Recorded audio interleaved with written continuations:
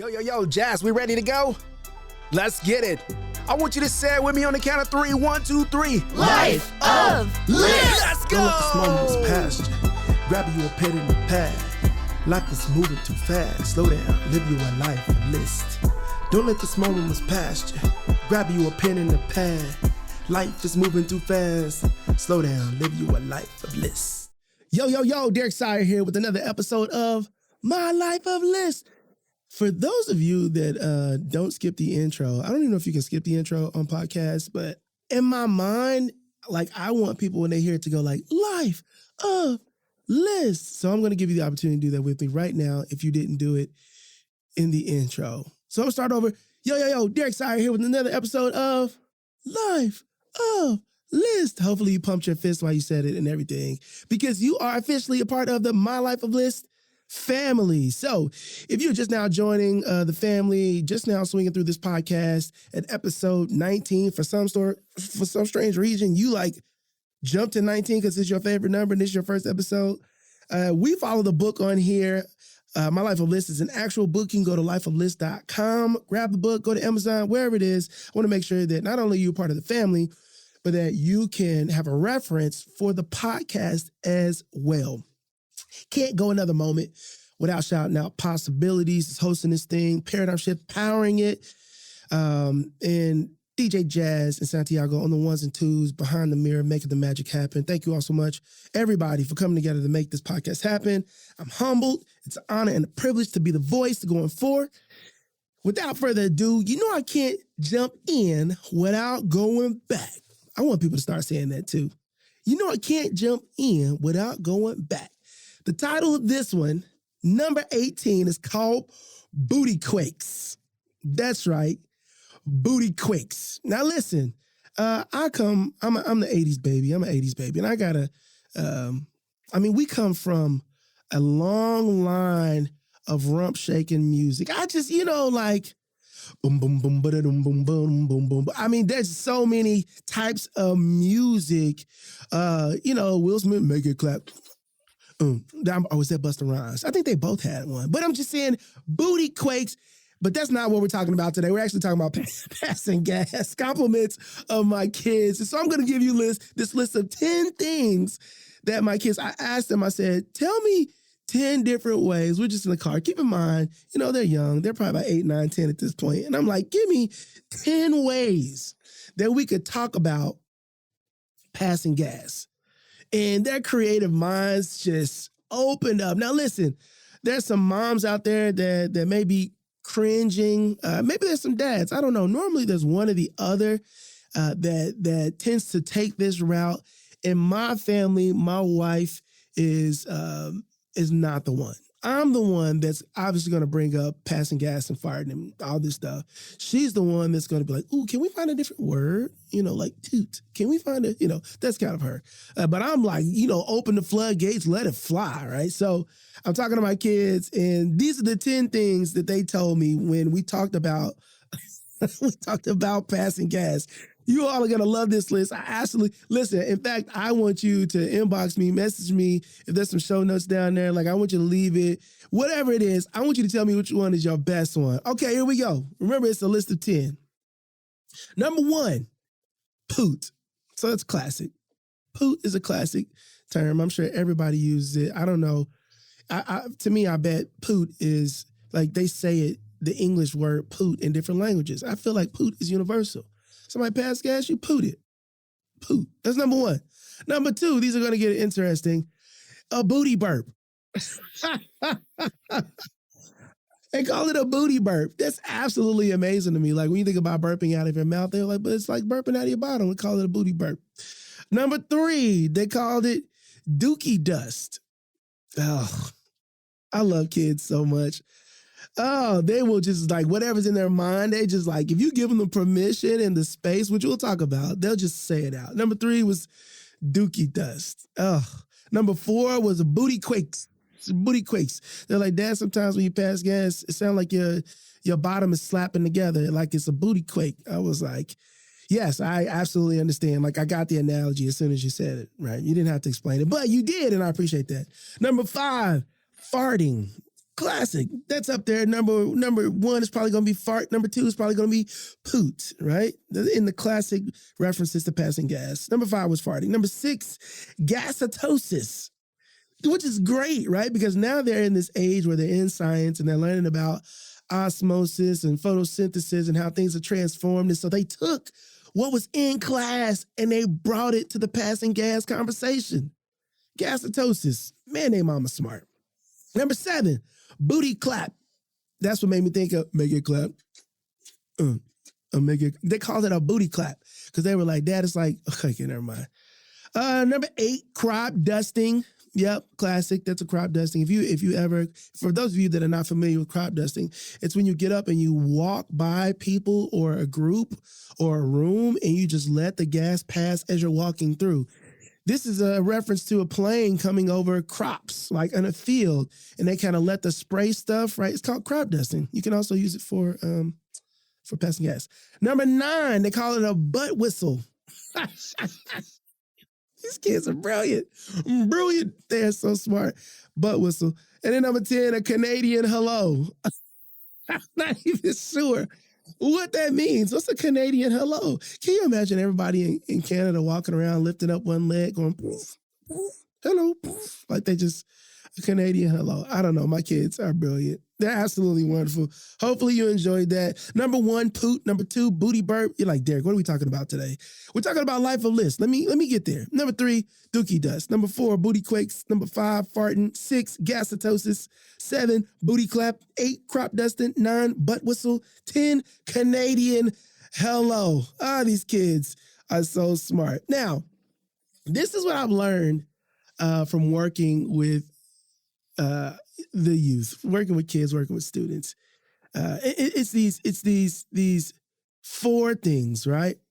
Show interest, be genuine, ask questions, and reserve judgment. Whenever you do that, not only with kids, not only with students, not only with young people, but just people in general, right? If you show a genuine interest, like if you show interest, you be genuine with that interest, you ask questions and you reserve judgment, the information that you get. I used to have students that would just tell me some stuff just for shock value to see if I was going to respond. And when I did not respond, it opened the door up for them to share even more. I remember being in a youth group. It was actually in church. Pastors, don't get mad at me. Don't get mad at me. I opened up the space for kids to speak freely. And I mean, they was back in the room using all kinds of language. I mean, we was at church. I'm not advising your local youth pastor to do this. This was just my approach.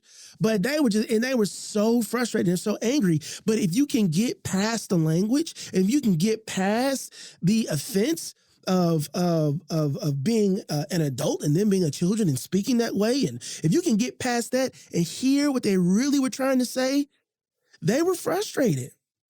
They were confused with the religious process and they didn't understand.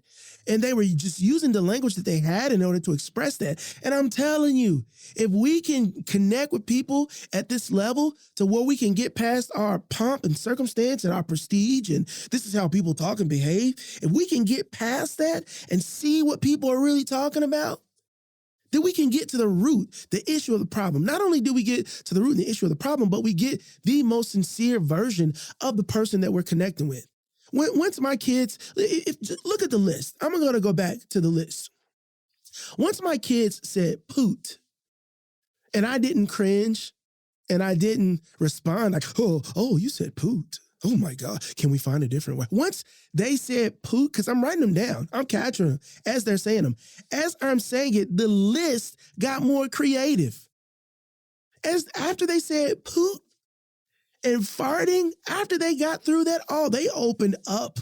I mean, the floodgates was booty burp, dookie dust, gasitosis, booty clap, butt whistle. Like, they just opened it up. And I'm telling you, if we begin to engage people,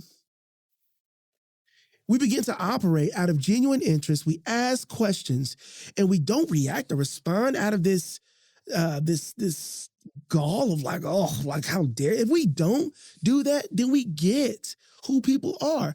People don't show other people who they really are based on the judgment that they feel like they're going to get. Not only feel, but also fear that they're going to get. People don't want to be judged. And they don't want to be treated differently. They don't want to be ostracized or isolated. They don't want to be made fun of. And so they give you the version of themselves that they believe will be the most palatable. Man, I'm on a soapbox today. People give you what they think you want so they can protect and preserve who they really are. If I show you who I am, if I take the mask off and pull the curtain down and I show you who I am and you ridicule that and you make fun of it, that's the potential of me being broken. I thought we were friends and we're not friends. I thought I could trust you, but I can't trust you. I thought this was a safe space, but it's not safe. And you will never, ever get that version of me again. Oh, no, because I know how to be fake. I know how to put a mask on. I know how to be who I think you want me to be. I can dress the way and do my hair the way and speak the way, and I can do all those things so that you feel comfortable. But if we get to a place where we want other people to feel comfortable around us and we can feel comfortable around them, then both of us are getting the most genuine and sincere version of ourselves. And I can work with that. I can work with that human. I could absolutely connect and relate with and be sincere and transparent and honest. I can get that person. But what I can't do is connect sincerely to an individual that has to keep their mask up based on what they think I'm going to do or say. And my kids taught me this lesson. Dad, do you want the real us? Or do you want the version of us that is doing what we're supposed to do and saying what we're supposed to say? Oh, I've had the most fulfilling conversations with my children when I let them know they're not going to get in trouble for anything that they say, and there's not going to be any backlash. And now that's just the norm. I had friends listening to my daughter and I go back and forth, and they think we're arguing, and we're really not. We're just having a conversation, and she's speaking her mind, and I'm speaking my mind. And she knows at the end of the day, I can be wooed or swayed, but we're going to make a decision. And that decision is what we're going to hold to. And it's the same way with people. It's the exact same way with people, not just kids, with people. If you give people the space and the opportunity to be themselves, and when they show you something that everybody else is flinched at, and you give them that stone cold face of like, yep, keep going. Oh, you won a friend. You've won somebody over. You've gained an ally. You've gained access. When they tell you something that is supple, that is sensitive to the core of who they are, when they leak that out, when they just test you to see how you're going to respond, and you don't respond negatively, oh man, you've created a safe space without even knowing it. You've gained a friend, an ally from somebody you need. When you can not only create a space where they can say it and you don't respond negatively, this is the next level for you all. This is the next level of connecting and building relationship and building friends and creating safe spaces. When you are not only able to keep a straight face, but that face turns to compassion and empathy and relatability and trust, when your face turns, when your demeanor and your response and your receptiveness returns to a place, when it turns to a place that's supportive, and I see you, and I hear you, and I value you, and I'm giving you that space to be exactly who you want and need to be here. Oh. Yeah, that got me riled up today. This is why it's so important to spend the time connecting. Everybody doesn't have to be like you. Everybody doesn't have to be like me. In fact, the world full of Derricks is going to be a jacked up place. I promise you. It's going to be a jacked up place. We need diversity in thought. We need a variety of preference. We need differences. That's what makes us strong. When we can get a lot of ideas and perspective to surround a single thing, and we can look at it from all angles, that's how the best possible solution comes to the top. But it only happens when we allow people to say booty burp and dookie dust. And we keep a straight face. So this is what I want for you all. You know, I never like to leave our time together without a challenge. I want you all to work on your game face. And I want you to work on your game face until it transitions into a true, supportive, empathetic, compassionate face. You don't have to agree with it. But what I know about most people is that they love people. We have to find out how to best love those folks. That's our job. That's our job. And I bet you the door will open with simple conversations. And those simple conversations will turn into more important conversations. And those more important conversations will turn into life-altering and life-changing conversations. All because we were able and willing, available to show up, show interest, be genuine, ask questions, and ultimately reserve judgment. I'm not even going to end it with the title. I'm just going to say, I guess I am. This is Bootyquakes. That doesn't make any sense unless you listen to the whole thing. But I want to encourage you all to go out and have earth-shattering, cheek-clapping, bootyquake conversations. This is Derek Sire with your Life of List. Thanks again for listening to another episode of My Life of List, hosted by yours truly, Derek Sire, powered by Paradigm Shift, recorded in the Possibility Studios. Signing off until next time. Don't let that small moments pass you. Grab you a pen and a pad. Life is moving too fast. Slow down, live you a life of list.